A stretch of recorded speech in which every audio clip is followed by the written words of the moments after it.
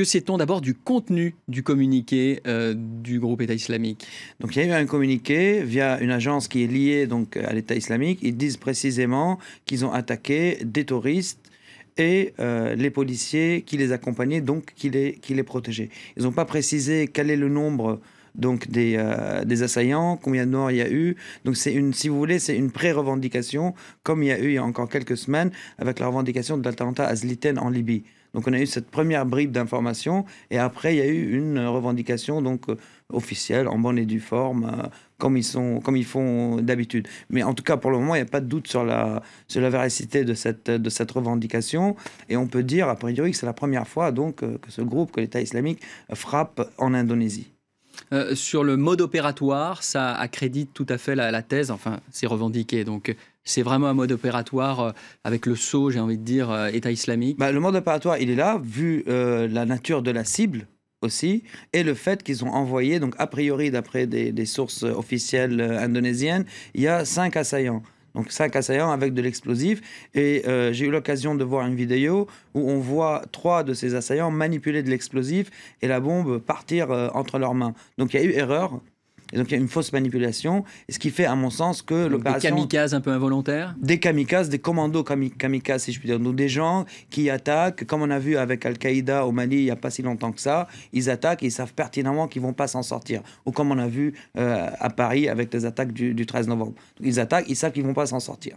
Alors, ce n'est pas le groupe État islamique qui frappe directement, mais une filiale, un groupe affilié, c'est ça qui a fait allégeance? Pour le moment, on ne sait pas, parce que je sache, il n'y a pas eu d'allégeance depuis l'Indonésie. Il y a eu une allégeance depuis les Philippines. Il y a eu des opérations donc, de l'État islamique revendiquées en son nom au Bangladesh. Il y en a eu plusieurs. Il y a une revendication qui était acceptée donc, en Afghanistan, là pour parler de l'Asie. Il y a un groupuscule qui leur a voué allégeance depuis l'Inde, mais tout ça reste officieux, si je puis dire, parce qu'une allégeance, comme vous le savez très bien, elle doit être acceptée. Donc pour le moment, il n'y a rien qui a été accepté, sauf l'allégeance depuis l'Afghanistan et l'allégeance depuis les Philippines. Donc c'est un groupement, à part de celui d'Abu Sayyaf, donc toujours affilié à Al-Qaïda, qui leur a voué allégeance et qui semble se confirmer. Mais en tout cas, l'Indonésie fait face à la menace terroriste depuis... plus d'une décennie aujourd'hui. On sait très bien qu'Al-Qaïda était très bien implanté là-bas. Il y a déjà eu des attentats suicides presque 1 an sur 2 depuis l'an 2000, avec des groupes de Jamaat al-Islamiyya et d'autres groupes.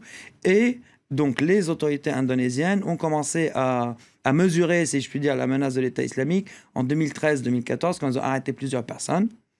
Et quand ils ont constaté qu'il y a beaucoup d'Indonésiens qui rejoignent l'État islamique en Irak ou en Syrie, et que l'État islamique a beaucoup de supporters et de soutien, que ce soit sur les réseaux sociaux ou ailleurs. On a une idée du nombre d'Indonésiens qui auraient rejoint les rangs de l'État islamique? Il n'y a pas de chiffres, parce que tous les chiffres sont à l'appel, si je puis dire. Il n'y a personne pour vraiment faire des statistiques. Et l'État islamique lui-même ne compte pas les djihadistes étrangers ou leur provenance dans ses propres rangs. Mais en tout cas, si on veut essayer d'imaginer un peu la nébuleuse, on sait très bien qu'en Indonésie, il a beaucoup de soutien, beaucoup de supporters qui sont très actifs sur les réseaux sociaux.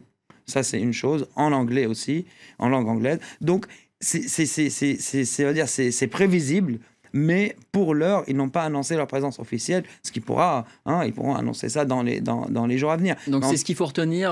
Ça serait une première. Ça serait une première que l'organisation de l'État islamique soit implantée, ou en tout cas frappe en Indonésie? C'est une première qui frappe en Indonésie, tout en rappelant qu'ils ont déjà frappé au Bangladesh, qu'ils ont eu des alliances depuis les Philippines et qu'ils sont très actifs aujourd'hui en Afghanistan, voire au Pakistan, ce qui nous ramène à cette dimension asiatique du groupe après les allégeances qu'ils ont eues depuis l'Afrique avec Boko Haram et d'autres, ce qui veut dire qu'ils sont en train de globaliser leur djihad de jour en jour, malgré la guerre en cours donc en Syrie et en Irak.